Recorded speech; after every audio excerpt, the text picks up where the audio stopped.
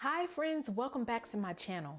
If it's your first time here, make sure you hit that subscribe button for me and turn on your post notifications so you can know as soon as I'm dropping a video.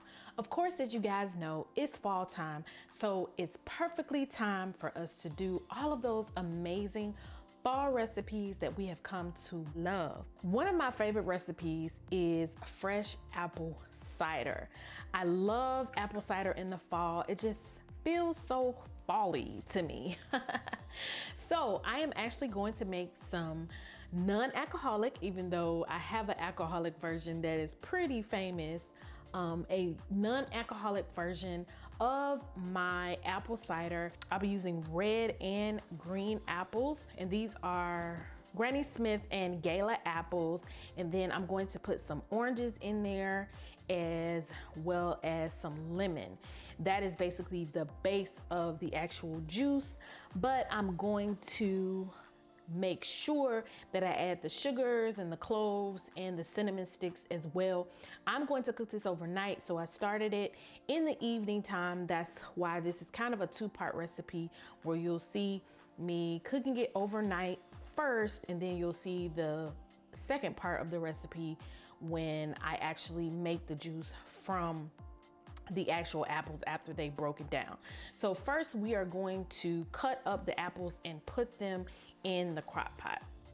So a few years ago, I went apple picking and I purchased this apple corer.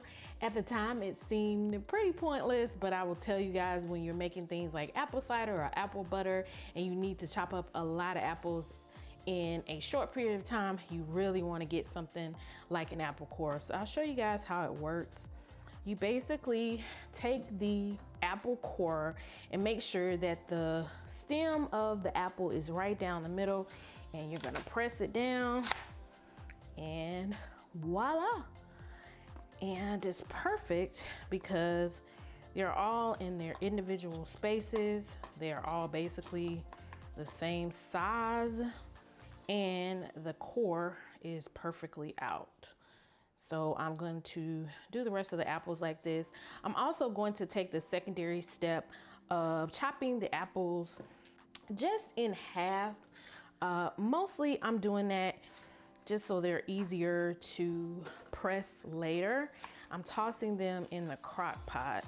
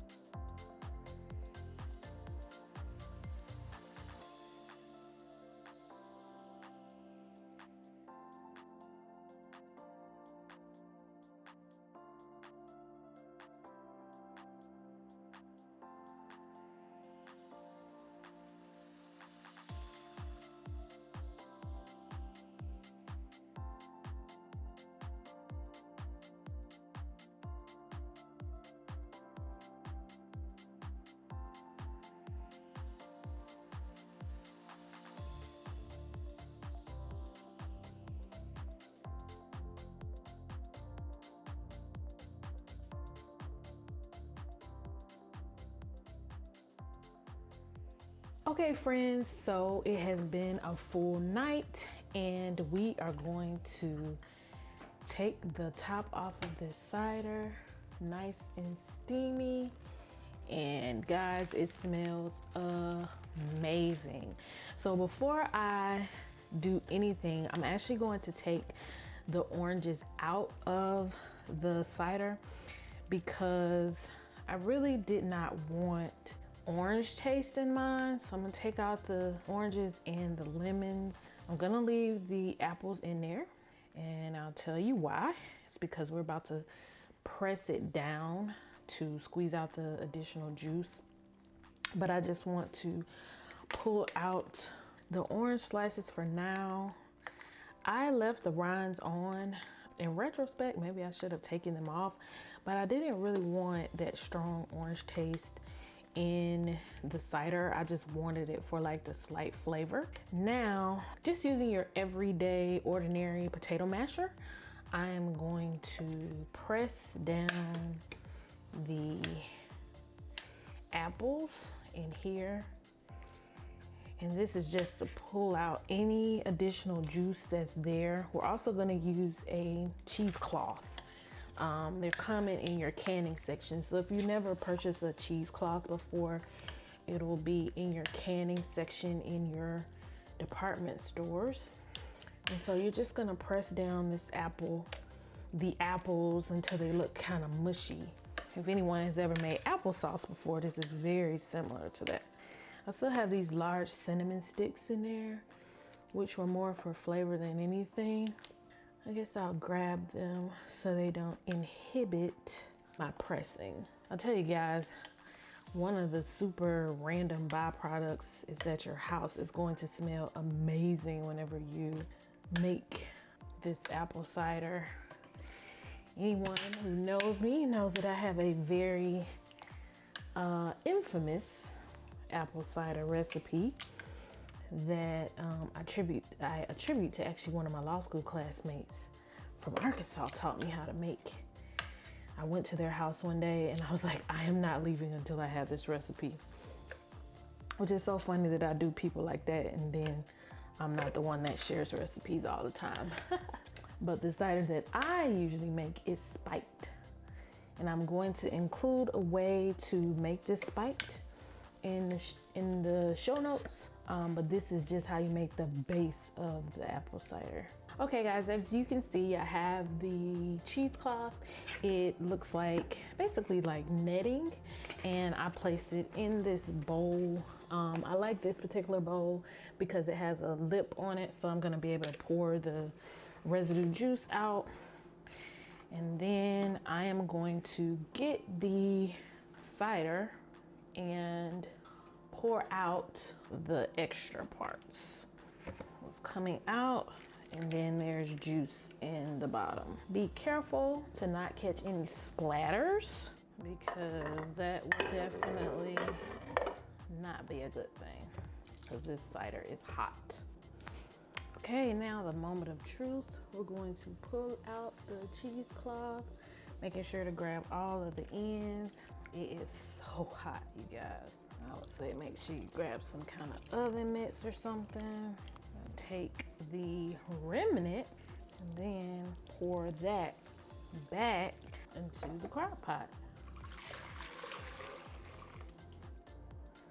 Now, what I decided to do, since it's only about maybe a few cups left, I decided to add some water. It'll be 8 cups of water I'm gonna add. And this is because this is the non-alcoholic version. The alcoholic version I usually add in the alcohol and it makes up for the liquid. But since this is non-alcoholic, I'm going to add some more cinnamon sticks and we will add some more sugar. And then that's gonna be it, guys. I like my apple cider hot, so I'm going to leave this on the crock pot until it's ready, a few more hours. It's not gonna burn or anything like that. The best part about it is because this is a warm recipe, it's very forgiving. All right, friends, that is your custom apple cider. It was so good and perfect for a brisk fall day. Make sure you comment below and let me know if you tried to make the apple cider yourself, and let me know how good your house smelled. I promise, guys, this recipe alone is worth the wonderful smell of fall wafting through your home. Have a good one. Talk to you later. Bye.